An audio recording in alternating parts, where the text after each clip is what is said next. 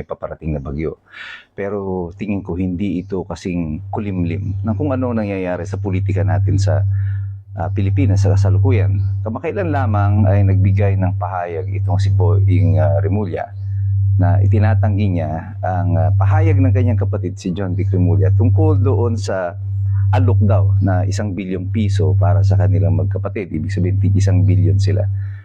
Na parang sinasabi niya hindi ito totoo dahil wala naman daw actual na offer.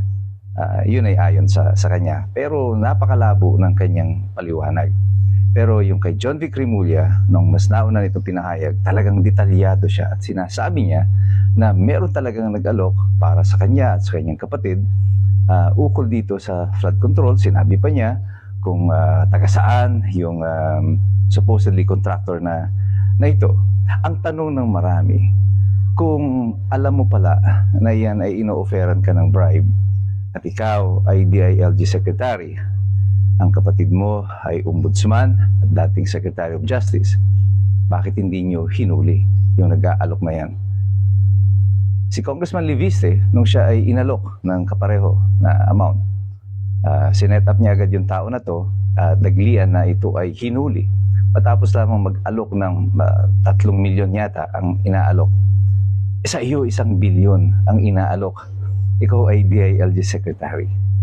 At pupunta ka sa taong bayan, magsusumbong ka na parang ikaw ay bayani na tinanggihan mo ito. Ang duty mo ng panahon na yon ay hindi tanggihan lang yung alok, kundi hulihin siya sapagkat nung panahon na yan na kayo ay inaalok, may nagaganap ng krimen ng bribery. So bakit hindi mo mabanggit ngayon ang pangalan ng sinong nag-alok? At bakit kay Marcos ka magsusumbong? Bakit hindi mo gawan ito immediately ng aksyon bilang DILG Secretary? At kung pakikinggan nyo naman yung pahayag niya, muli sabi niya, tinanggihan ito ng kanyang kapatid at parang dismayado daw na sinasabi, iyan lang ba ang halaga natin sa kanila? Napakababa na talaga ng tingin nila sa atin. Ano ba sinasabi mo? Nabababaan ka sa presyo o gusto mo ng mas mataas? Ang importante dito, dahil sa conflicting accounts ng magkapatid na ito, isa sa kanila ang nagsisinungaling.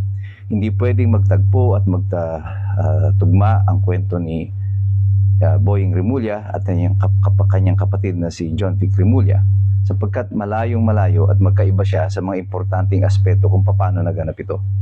Sa aking sapantaha, mas kapanipaniwala ang kwento ni John Vic Remulla na totoo na mayroong nag-alok. Hindi ako naniniwala sa kwento ni Boying Remulla na wala naman daw talagang actual offer.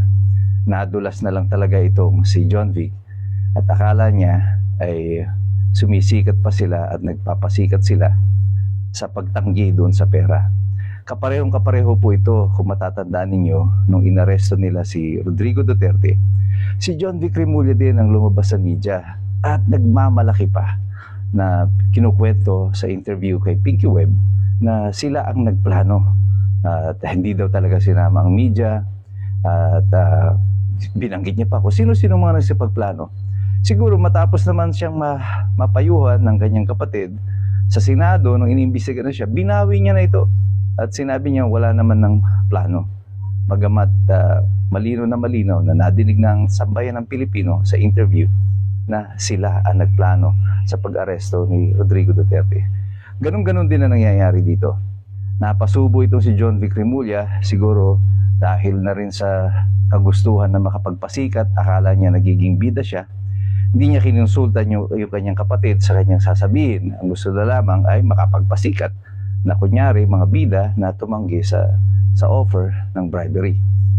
At ang tanong na lang dyan, kung totoo ang sinasabi ni John Vic Remulla na kinokontra ng kanyang kapatid, totoo kaya na tinanggihan? Or kung tinanggihan man, anong dahilan tinanggihan? Dahil ba sa ito ay masyadong mababa? O nagkaroon ba ng sumunod na offer na mas malaki? Ang mahalaga nito dahil dito sa mga conflicting accounts ng magkapatid na ito, who are two of the highest government officials in the Republic of the Philippines at the moment, lahat na ngayon ng mga kwento nila ay nagiging kaduda-duda na sa sambayan ng Pilipino. Again, babalik tayo. Tungkol saan ang pinag-uusapan natin dito? You guessed it right. Flood control pa rin. At dyan, patuloy na iikot ang sarswela ng ating republika hanggang sa pagtatapos ng administrasyon na ito. Pero marunong na ang taong bayan. Immediately na i-point out na agad ng mga mamamayan kung ano ang kalokohan dito sa sinasabi nila. Ang tanong ng marami, sinong nagsisinungaling? Si John Vic ba? O si Boying? O pareho sila? Pag-isipan natin yan. Patuloy tayong mag-aral sapagkat mahirap makialam ang taong walang alam.